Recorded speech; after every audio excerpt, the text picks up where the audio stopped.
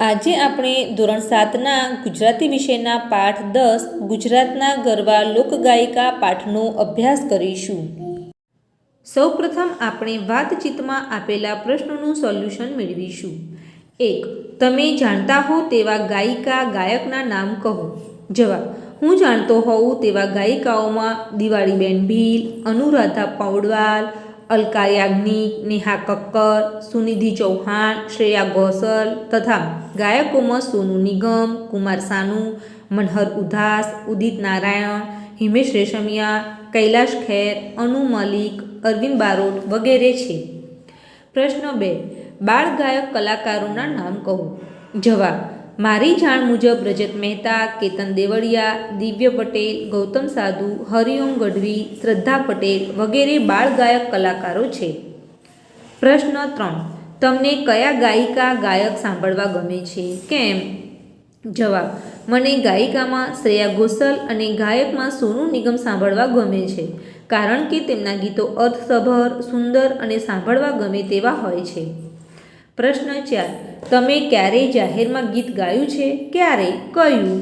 જવાબ: હા, મેં અમારી શાળામાં સ્વાતંત્ર્ય દિનની ઉજવણીના પ્રસંગે મારા 2 મિત્રો સાથે મળીને દેશભક્તિને લગતું એક ગીત ગાયું હતું. પ્રશ્ન 5. ગીત સંગીતને લગતા ટીવી પર આવતા કાર્યક્રમ જુઓ છો? કયા કયા? જવાબ: હું ટીવી ઘણું ઓછું જોઉં છું, છતાં ટીવી પર ગીત સંગીતને લગતો એક કાર્યક્રમ ઇન્ડિયન આઇડલ આવે છે તે મને ખૂબ જ ગમે છે. તે કાર્યક્રમ હું નિયમિત જોઉં છું. પ્રશ્ન 2. પાઠના આધારે વાક્ય સામે સાચું કે ખોટું લખો તેમજ આ પ્રકારના 2 વાક્યો જાતે બનાવો. 1. લગભગ 9 વર્ષની ઉંમરે દિવાળીબેન પિતા સાથે જૂનાગઢ આવ્યા. સાચું. 2. દિવાળીબેને લોકસંગીતની શાસ્ત્રીય તાલીમ લીધી હતી. ખોટું. 3. 20 વર્ષની ઉંમરે બાલ મંદિરમાં તેડાગર રૂપે કામ સ્વીકાર્યું. ખોટું. 4. હેમુભાઈએ દિવાળીબેનના કંઠની તાકાત પારખી. સાચું. 5. દિવાળીબેન લોકસંગીત મહોત્સવ દિલ્હીમાં પ્રથમ વિજેતા બન્યા. સાચું. 6. અવિનાશ વ્યાસે ગુજરાતી ચલચિત્રોમાં પાર્શ્વગાયિકા તરીકે આમંત્રણ આપ્યું. ખોટું. 7. દિવાળીબેન ભીલનું માંદગીના કારણે 72 વર્ષની વયે અવસાન થયું. સાચું. 8.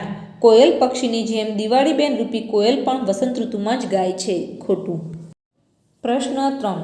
આપેલી વિગતોના આધારે પ્રશ્નોના જવાબ લખો.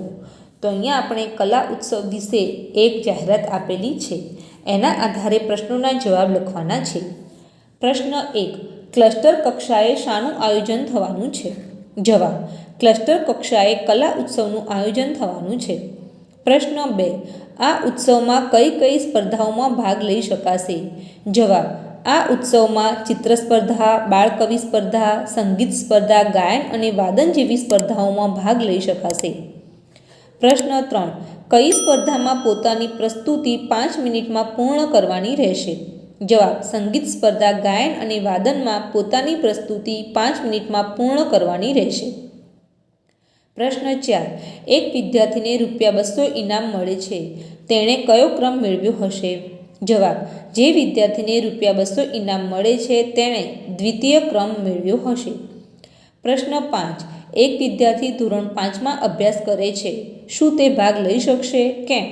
જવાબ: જે વિદ્યાર્થી ધોરણ 5માં અભ્યાસ કરે છે તે આ ઉત્સવમાં ભાગ લઈ શકશે નહીં, કારણ કે આ ઉત્સવ ધોરણ 6 થી 8ના વિદ્યાર્થીઓ માટે છે. પ્રશ્ન 6. કઈ સ્પર્ધાનો સમય સૌથી વધુ છે? જવાબ: ચિત્ર સ્પર્ધાનો સમય સૌથી વધુ છે. પ્રશ્ન 7. સૌથી ઓછું ઇનામ કયા ક્રમાંક માટે કેટલું છે? જવાબ: સૌથી ઓછું ઇનામ તૃતીય ક્રમાંક માટે ₹100 છે. પ્રશ્ન 4. આપેલ શબ્દ પરથી બીજા 3 શબ્દો બનાવો. અહીં આપણને એક શબ્દ આપેલો છે, એ શબ્દ પરથી બીજા 3 શબ્દો બનાવવાના છે. ઉદાહરણ: કામણગારો, તો એના પરથી બનતા શબ્દો છે કામ, ગામ, કોણ. 1. કલા પારખું, તો એના ઉપરથી બનતા શબ્દો છે કલા, કર, પાક. 2. અસાધારણ, તો એના ઉપરથી બનતા શબ્દો છે સાર, રણ, ધાર. 3. સ્મશાન યાત્રા, તો એના ઉપરથી બનતા શબ્દો છે સ્મશાન, શાન, યાત્રા. 4. લગ્ન જીવન, તો એના ઉપરથી બનતા શબ્દો છે વન, જીવન, જીવ, જીન. પ્રશ્ન 5 આપેલા શબ્દોનું ઉચ્ચારણ કરો અને તેનો અર્થ શોધીને લખો. તો અહીંયા કેટલાક શબ્દો આપેલા છે, એનો અર્થ લખવાનો છે. 1. હસ્ત પ્રક્ષાલન એટલે હાથ ધોવા. 2.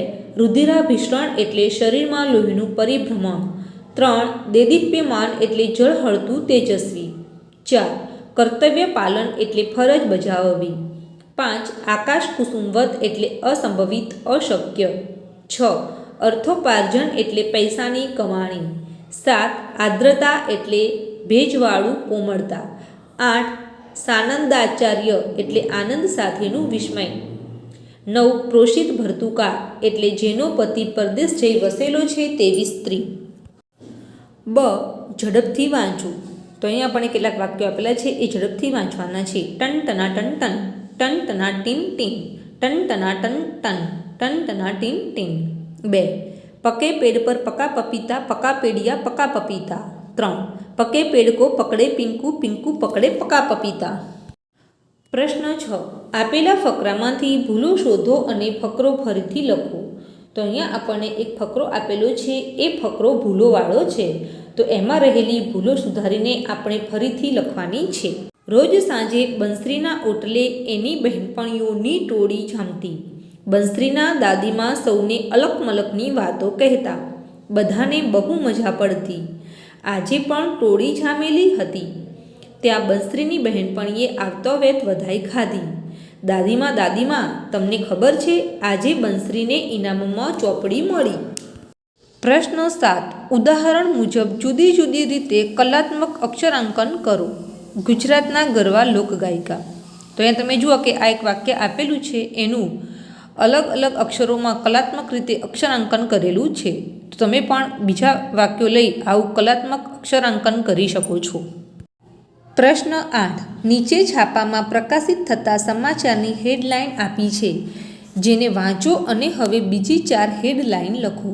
તો અહીંયા સમાચારની મુખ્ય હેડલાઇન આપેલી છે, એ વાંચી અને એના જેવી બીજી હેડલાઇન લખવાની છે. 1. ચાંદા મામાને ઘરે ભારત. 55 લાખ કિલોમીટર અંતર કાપી ચંદ્રના દક્ષિણ ધ્રુવ પર ઉતરનારો ભારત પ્રથમ દેશ. કાતિલ ઠંડીમાં કાશ્મીર થીજ્યું. ધોળાવીરામાં 5000 વર્ષ જૂનું હડપ્પા પુનર્જીવિત થશે. બસ આજની રાત બાકી. વર્લ્ડ કપ ફાઇનલ માટે ટીમ તૈયાર, મેદાન તૈયાર, દેશ પણ તૈયાર. તો આવી આપણે અન્ય હેડલાઇન લખીએ. 1. મહિલા દિને ભેટ. એલપીજી સિલિન્ડરમાં ₹100નો ઘટાડો. 2. તમાકુના વ્યસન પાછળ ખર્ચ વધ્યો, શિક્ષણમાં ઘટ્યો. 3. વેરાવળ બંદરેથી 350 કરોડનું હેરોઇન પકડાયું, 3ની ધરપકડ. 4. ગાંધીનગરમાં કર્મીઓનું જૂની પેન્શન યોજનાની માંગ સાથે શક્તિ પ્રદર્શન. 5. રાજ્યસભાના 225 સાંસદોની કુલ સંપત્તિ ₹19,300 કરોડ. પ્રશ્ન 9. આપેલા વાક્યો વાંચો અને સમજો. 1. પાર્થે સુંદર ગીત ગાયું. પાર્થે ગીત સુંદર ગાયું. 2. એણે મજબૂત ઘર બનાવ્યું. એણે ઘર મજબૂત બનાવ્યું. 3. વિનોદે સરસ વાર્તા લખી. વિનોદે વાર્તા સરસ લખી. 4. તે સરસ વાક્ય બોલ્યો. તે વાક્ય સરસ બોલ્યું. તો અહીં આપણને ક્રિયા વિશેષણ વિશેની સમજ આપેલી છે. પ્રશ્ન 10. ઉપરની પ્રવૃત્તિમાં લખેલા વાક્યો ઉદાહરણ મુજબ સમજો. ઉદાહરણ 1. પાર્થે સુંદર ગીત ગાયું. આ વાક્યમાં ગીત સુંદર હોવાની વાત છે. સુંદર એ ગીતનું વિશેષણ છે. પાર્થે ગીત સુંદર ગાયું. આ વાક્યમાં પાર્થની ગાવાની પદ્ધતિ સુંદર હોવાની વાત છે.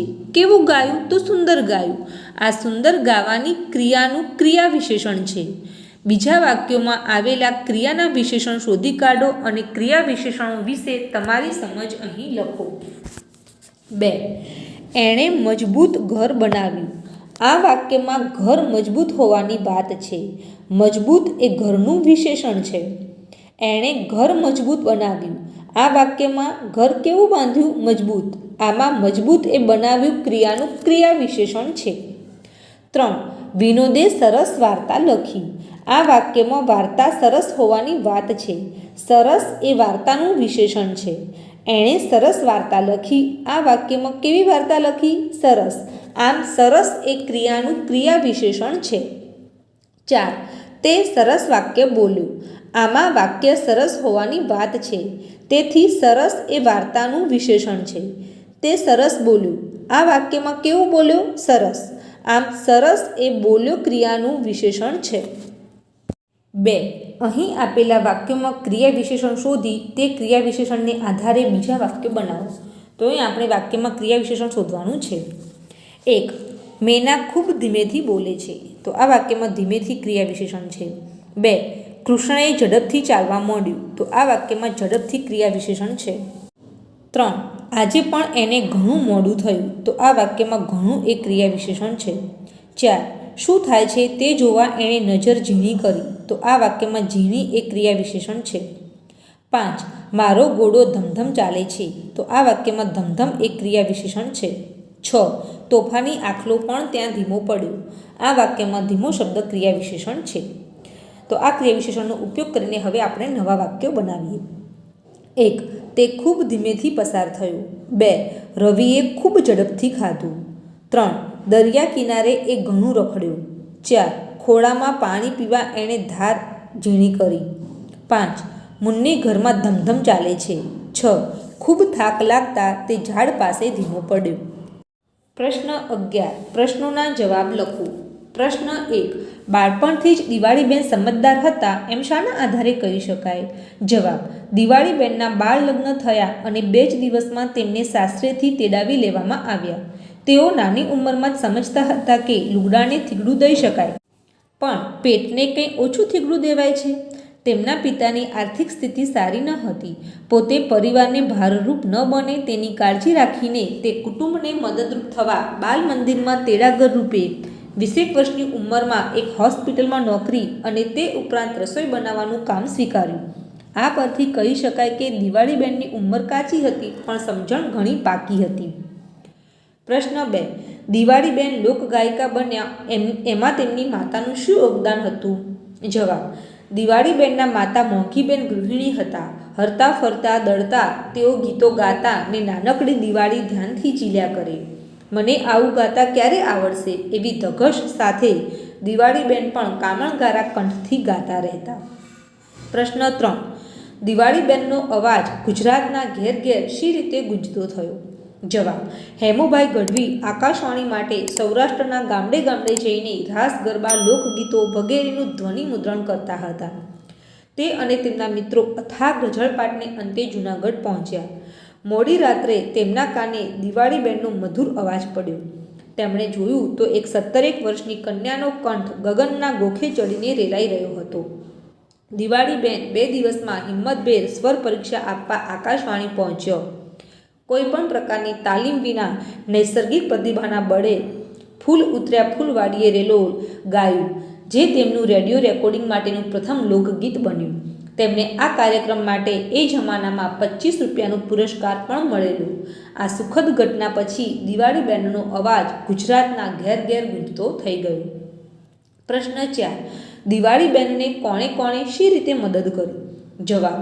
દિવાળીબેનને હેમુભાઈ ગઢવી, રતુભાઈ અદાણી અને કલ્યાણજીભાઈએ મદદ કરી. હેમુભાઈ ગઢવી દિવાળીબેનને રાજકોટ આકાશવાણી લઈ ગયા. ત્યાં તેમણે નૈસર્ગિક પ્રતિભાના બળે ફૂલ ઉતર્યા ફૂલવાડીએ રેલોલ ગાયું. એ પછી તેમનો અવાજ ગુજરાતના ઘેર ઘેર ગુંજતો થયો. સમાજસેવક રતુભાઈ અદાણીએ લોકસંગીત મહોત્સવ દિલ્હી જવા માટે દિવાળીબેનને પ્રેરણા આપી. સંગીતકાર કલ્યાણજીભાઈએ દિવાળીબેનને સાંભળીને ઉમંગથી 111 રૂપિયા આપીને નવાજ્યા અને ગુજરાતી ચલચિત્રોમાં પાર્શ્વગાયિકા તરીકે આમંત્રણ આપ્યું. પ્રશ્ન 5. દિવાળીબેન શ્રેષ્ઠ ગાયિકા હતો આવું કેવી રીતે કહી શકાય? જવાબ. દિવાળીબેનના બુલંદ અને મધુર સ્વરે ગવાયેલા ગીતોને હજારો માણસની મેદની સ્તબ્ધ થઈને સાંભળતી હતી. દિવાળીબેને વિવિધ પ્રકારના માન સન્માન મેળવીને આકાશ આંબ્યું, પણ તેમણે પગ સદાય ધરતી પર રાખ્યા.